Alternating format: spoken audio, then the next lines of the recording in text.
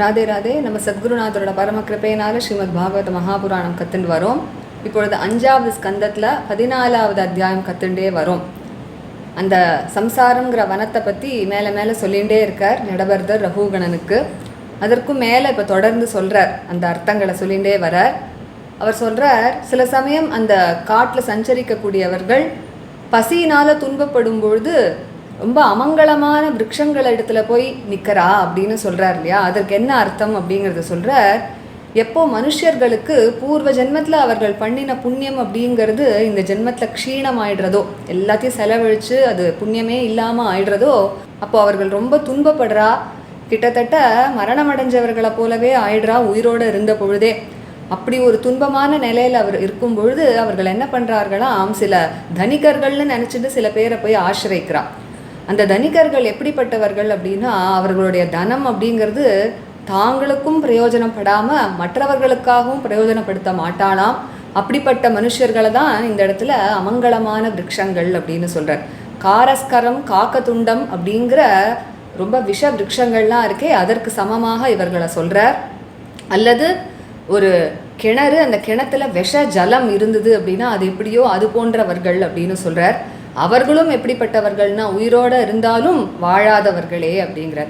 அப்படிப்பட்டவர்கள் இடத்துல போய் இவர்கள் தனத்தை போய் யாச்சிக்கிறா, எங்கேயாவது கிடைக்குமா கிடைக்காது, அதனாலையும் அவர்கள் துன்பப்படுறா அப்படின்னு சொல்கிறார்.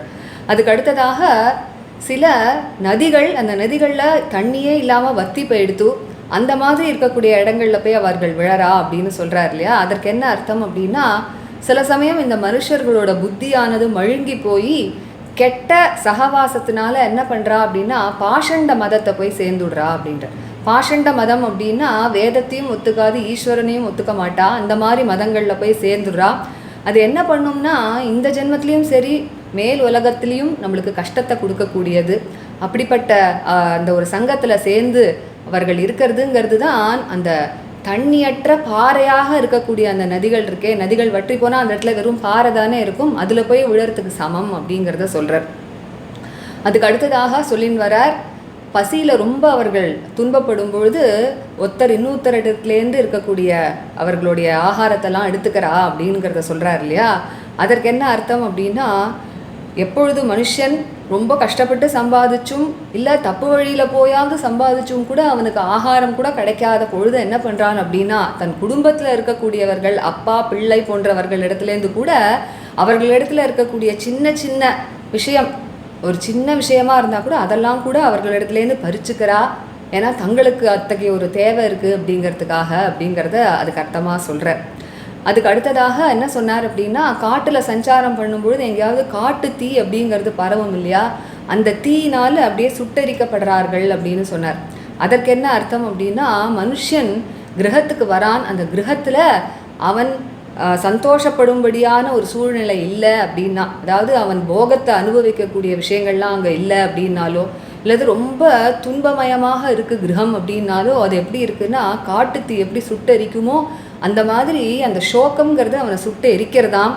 அதனால அத்தகைய துன்பத்துக்கு ஆளாகிறதுனால அப்படியே மேலும் மேலும் துக்கத்தில் ஆழ்ந்து போகிறான் அப்படிங்கிறத சொல்கிறார். அதுக்கு அடுத்ததாக சில சமயம் அவனோட உயிருக்கே ஆபத்து ஏற்படுறது காட்டில் இருக்கக்கூடிய யக்ஷர்கள்னால அப்படின்னு சொன்னார் இல்லையா. அதற்கு என்ன அர்த்தம் அப்படின்னு சொல்கிறார், சில சமயம் ராஜ தண்டனைக்கு நம்ம ஆளாகும்படியாக ஆறுது இல்லையா. ஏதாவது ஒரு தப்புக்காரியன் மனுஷன் பண்ணான் அப்படின்னா ராஜ தண்டனைக்கு ஆளாயிடுவான்.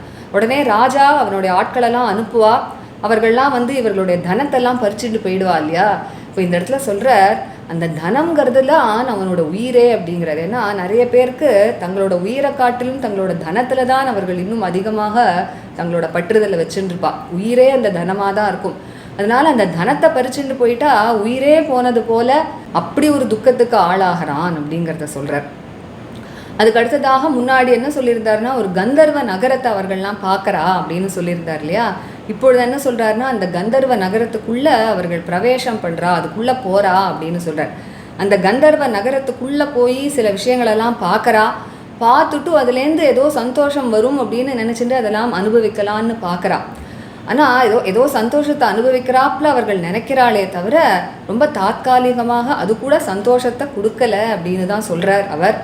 அதுக்கு அடுத்ததாக நகாரு ருக்ஷுஹு அப்படின்னு சொல்கிறார். அதாவது ஒரு பெரிய மலையை ஏறணும்னு ஆசைப்படுறா அப்படின்னு சொன்னார் இல்லையா. அதற்கு என்ன அர்த்தம் அப்படின்னா, இந்த குடும்ப பாரம், இந்த குடும்பத்தை மேலே மேலே கொண்டு போகணும் அப்படிங்கிறதுக்காக குடும்பத்தில் எல்லா பாரங்களையும் தாங்கள் எடுத்துண்டு அதற்காகவே உழைச்சி இந்த குடும்ப பாரத்தை வகிக்கிறாளே, அதுதான் அந்த மலையை ஏறுறது போல.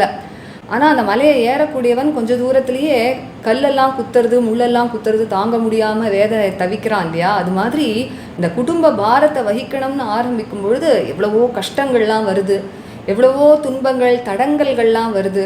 அதெல்லாம் தாங்க முடியாமல் அப்படியே சோர்ந்து போய் உட்காண்டு விடுறான் அப்படின்னு சொல்கிறார். அதுக்கு அடுத்ததாக சில சமயம் பசி தாங்க முடியாமல் அந்த வணிகர்கள்லாம் என்ன பண்ணுறான்னா, தங்களை சேர்ந்தவர்களையே கோச்சுக்கிறா அப்படின்னு சொல்கிறார் இல்லையா? கோபத்தினால அவர்களையே எல்லாரும் திட்டுறா அப்படின்னு. இது ரொம்ப சுலபமாக புரியக்கூடியவே ஒரு உதாரணம் தான். அதாவது மனுஷர்கள்லாம் பசி தாங்காமல் அப்படி பசியினால் வாடும் பொழுது தங்கள் குடும்பத்தில் இருக்கக்கூடிய ஜனங்களையே நம்மளே பார்த்துருக்கோம், எல்லாரையும் தேவையில்லாமல் திட்டின்ண்டே இருப்பா, வெய்வா. அந்த மாதிரி சொல்கிறார். பசியினால் துன்பப்படும் பொழுது கூட இருக்கக்கூடிய சுற்றி இருக்கக்கூடிய குடும்ப ஜனங்களையே அவர்கள் கோச்சுப்பா அப்படிங்கிறத சொல்கிறார்.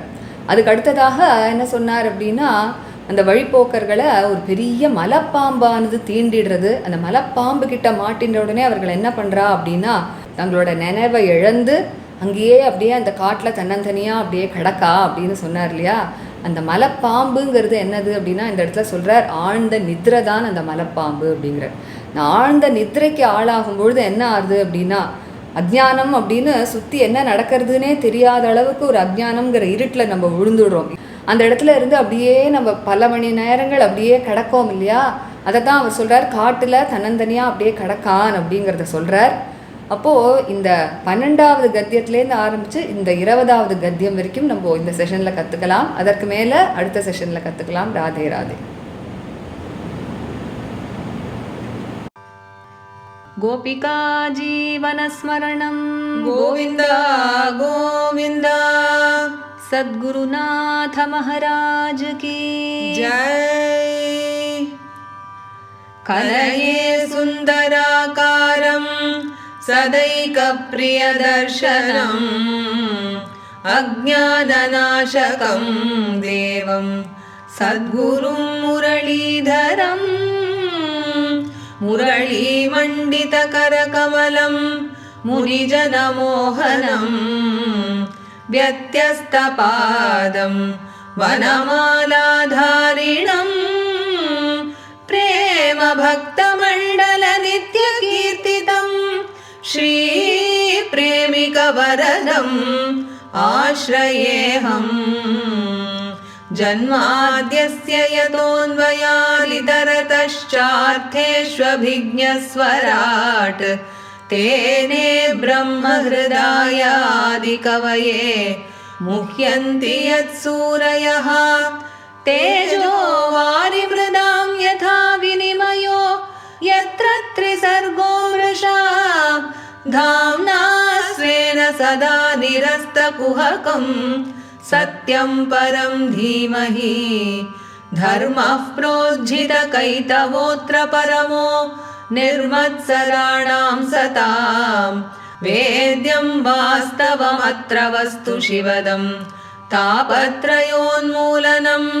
श्रीमद्भागवते महामुनिकृते किं वा परैरीश्वरः सद्यो हृद्यवरुध्यतेऽत्र कृतिभिः शुश्रूषुभिस्तत्क्षणात् निगमकल्पतरोर्गलितं फलं शुकमुखादमृतद्रवसंयुतं पिबत भागवतं रसमालयं मुहुरहो रसिका भुवि भावुकाः यं प्रव्रजन्तमनुपेतमपेतकृत्यं द्वैपायनो विरहकातराजुहाव पुत्रेति तन्मयतया तरवोऽभिनेदुः तं सर्वभूतहृदयं मुनिमानतोऽस्मि। यस्वानुभावमखिल श्रुतिसारमेकम् अध्यात्मदीपम् अतितितीर्षतां तमोऽन्धम् संसारिणां करुणयाः पुराणगुह्यं तं व्याससूनुमुपयामि गुरुं मुनीनां। नारायणं नमस्कृत्य नरं चैव नरोत्तमं देवीं सरस्वतीं व्यासं ततो जयमुदीरयेत्। कृष्णाय वासुदेवाय देवकीनन्दनाय च नन्दगोपकुमाराय गोविन्दाय नमो नमः। कृष्णाय वासुदेवाय हरये परमात्मने प्रणतक्लेशनाशाय गोविन्दाय नमो नमः। नाम संकीर्तनं यस्य सर्वपापप्रणाशनं प्रणामो दुःखशमनः तं नमामि हरिं परम्। गोपिका जीवनस्मरणं गोविन्द गोविन्द। सद्गुरुनाथ महाराज की जय। स यदा दुग्धपूर्वसुकृतः स यदा दुग्धपूर्वसुकृतः स यदा दुग्धपूर्वसुकृतः तदा कारस्कर काकतुण्डादि तदा कारस्कर काकतुण्डादि तदा कारस्कर काकतुण्डादि अपुण्य द्रुमलता विशोदपानवत् अपुण्यद्रुमलता विशोदपानवत् अपुण्यद्रुमलता विशोदपानवत् उभयार्थशून्यद्रविणान् उभयार्थशून्यद्रविणान् उभयार्थशून्यद्रविणान् जीवन्मृतान् स्वयं जीवन्म्रियमाण उपधावति जीवन्मृतान् स्वयं जीवन्म्रियमाण उपधावति जीवन्मृतान् स्वयं जीवन्म्रियमाण उपधावति एकदा असत्प्रसङ्गात् निकृतमतिः एकदा सत्प्रसङ्गान्निकृतमतिः एकदा सत्प्रसङ्गान्निकृतमतिः व्युदकस्रोतस्खलनवत् व्युदकस्रोतस्खलनवत् व्युदकस्रोतस्खलनवत् उभयतोऽपि दुःखदं पाखण्डम् अभियाति उभयतोऽपि दुःखदं पाखण्डम् अभियाति उभयतोऽपि दुःखदं पाखण्डम् अभियाति यदा तु परबाधयान्ध आत्मनेनोपनमति यदा तु परबाधयान्ध आत्मने नोपनमति यदा तु परबाधयान्ध आत्मने नोपनमति तदा हि पितृपुत्रबर्हिष्मतः तदा हि पितृपुत्रबर्हिष्मतः तदा हि पितृपुत्रबर्हिष्मतः पितृपुत्रान् वा स खलु भक्षयति पितृपुत्रान् वा स खलु भक्षयति पितृपुत्रान् वा स खलु भक्षयति क्वचिद् आसाद्य गृहम् क्वचिदासाद्य गृहम् क्वचिदासाद्य गृहम् दाववत् प्रियार्थविधुरम् दाववत् प्रियार्थविधुरम् दाववत् प्रियार्थविधुरम् असुखोदर्कम् असुखोदर्कम् असुखोदर्कम् शोकाग्निना दह्यमानो शोकाग्निना दह्यमानो शोकाग्निना दह्यमानो वृषं निर्वेदम् उपगच्छति वृषं निर्वेदम् उपगच्छति वृषं निर्वेदम् उपगच्छति क्वचित् कालविषमित क्वचित् कालविषमित क्वचित् कालविषमित राजकुलरक्षसा अपहृत प्रियतमधनासुः राजकुलरक्षसापहृत प्रियतमधनासुः राजकुलरक्षसापहृत प्रियतमधनासुः प्रमृतक इव विगत जीवलक्षण आस्ते प्रमृतक इव विगत जीवलक्षणास्ते प्रमृतक इव विगत जीवलक्षणास्ते कदाचित् मनोरथोपगत कदाचित् मनोरथोपगत कदाचित् मनोरथोपगत पितृपितामहादि असत्सदिति पितृपितामहाद्यत्सत्सदिति पितृपितामहाद्यसत्सदिति स्वप्ननिर्वृत्तिलक्षणम् अनुभवति स्वप्ननिर्वृत्तिलक्षणमनुभवति स्वप्ननिर्वृत्तिलक्षणमनुभवति क्वचित् गृहाश्रम क्वचित् गृहाश्रम क्वचित् गृहाश्रम कर्मचोदनातिभर गिरिम् आरुरुक्षमाणो कर्मचोदनातिभरगिरिम् आरुरुक्षमाणो कर्मचोदनातिभरगिरिम् आरुरुक्षमाणो लोकव्यसनकर्षितमनः लोकव्यसनकर्षितमनः लोकव्यसनकर्षितमनः कण्टकशर्कराक्षेत्रं प्रविशन् इव सीदति कण्टकशर्कराक्षेत्रं प्रविशन् इव सीदति कण्टकशर्कराक्षेत्रं प्रविशन् इव सीदति क्वचिच्च दुस्सहेन कायाभ्यन्तरवह्निना क्वचिच्च दुस्सहेन कायाभ्यन्तरवह्निना क्वचिच्च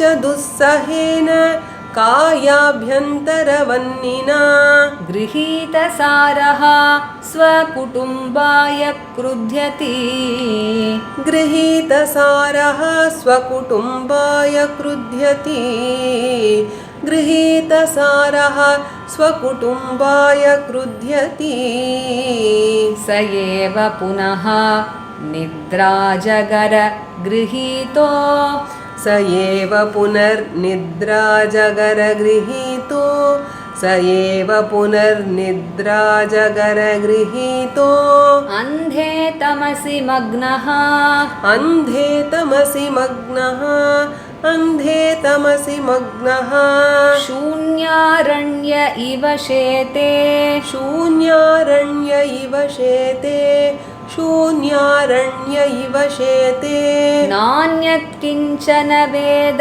शव इवापविद्धः नान्यत् किञ्चन वेद शव इवापविद्धः नान्यत् किञ्चन वेद शव इवापविद्धः இப்போ நம்ம 12வது கத்தியத்திலேருந்து ஆரம்பிச்சு 20வது கத்தியம் வரைக்கும் சேர்ந்து படிக்கலாம்.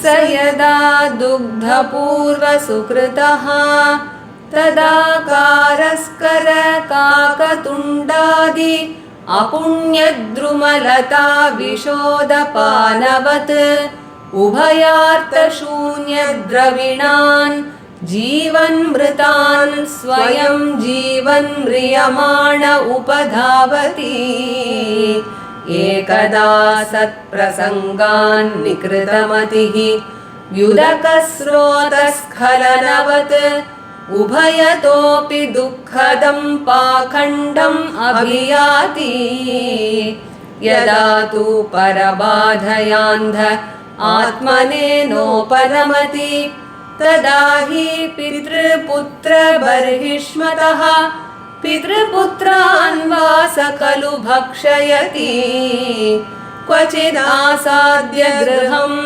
दाववत् प्रियार्थविधुरम् असुखोदर्कं शोकाग्निना दह्यमानो भृशं निर्वेदम् उपगच्छति क्वचित् कालविषमित राजकुलरक्षसापहृत प्रियतमधनासुः प्रमृतक इव विगतजीवलक्षण आस्ते कदाचित् मनोरथोपगत पितृपितामहार्यसत्सदिति स्वप्ननिर्वृतिलक्षणम् अनुभवति क्वचित् गृहाश्रम कर्मचोदनातिभरगिरिम् आरुरुक्षमाणो लोकव्यसनकर्षितमनाः कण्टकशर्कराक्षेत्रं प्रविशन् इव सीदति क्वचिच्च दुस्सहेन कायाभ्यन्तरवह्निना गृहीतसारः स्वकुटुम्बाय क्रुध्यति स एव पुनः निद्राजगरगृहीतो अन्धे तमसि मग्नः शून्यारण्य इव शेते नान्यत् किञ्चन वेद शव इवापविद्धः श्रीहरये नमः श्रीहरये नमः श्रीहरये नमः गोपिका जीवनस्मरणं गोविन्द गोविन्द सद्गुरुनाथ महाराज की जय நம்ம படித்த ராகம் ஆரபி அடுத்த செஷனில் இந்த அத்தியாயத்தை இன்னும் மேலே கற்றுக்கலாம். Radhe Radhe. Radhe Radhe, by the grace of our Guru Maharaj, we are learning Srimad Bhagavatam Mahapurana, and now in the 5th skanda we started learning the 14th chapter, and the past 2 sessions we have been learning the 14th chapter. We have been seeing how Jadabharata is explaining the allegory of the forest of samsara to Rahugana. So further he continues in this chapter.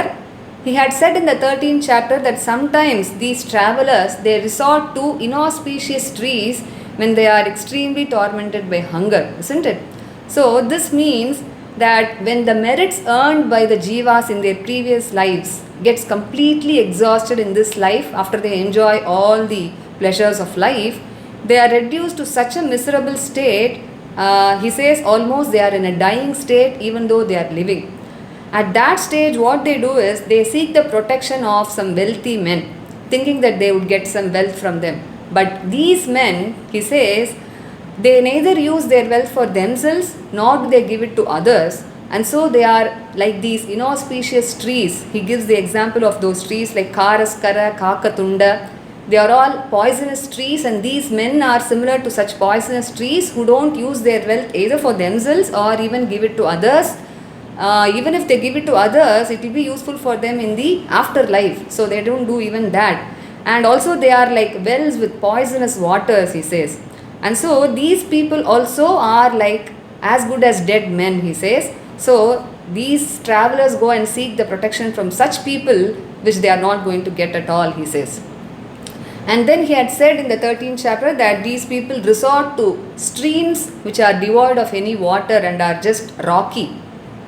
So the meaning is that sometimes the minds of men gets perverted and they get into evil association and they start following the path of heretics. That is where they deny the existence of God, Vedas and everything. And this brings about misery both in this life and also in the afterlife, and that is equivalent to slipping into this rocky bed of a waterless stream, he says.